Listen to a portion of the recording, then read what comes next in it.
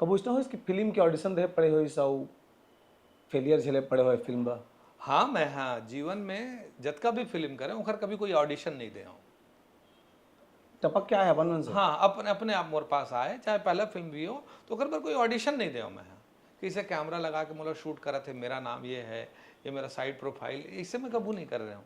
लेकिन मैं बम्बई में बीच में जब भोजपुरी फिल्म करा था उस समय रहना रही तो 2-3 ठन ऑडिशन में मोला बुलाइन, लेकिन मैं 3 ठन ऑडिशन देवा, तीनों में फेल हुए हूँ।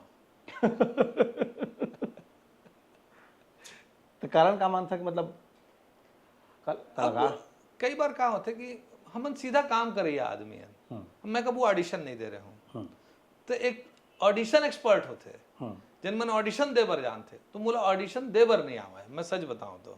कारण कि मैं सीधा सीधा सिनेमा में काम करे, हीरो आदमी सीधा फिल्म के मेन कैरेक्टर करे हूँ, तब का ऑडिशन होए, कबू हो रहे नहीं है हमारा ऑडिशन। हम तो स्क्रिप्ट देखता ना, डिस्कस करता रहो, शूट करता ऐसे वाले कि ये चैनल ला लाइक करो, सब्सक्राइब करो और ये वीडियो ला जरूर देखो।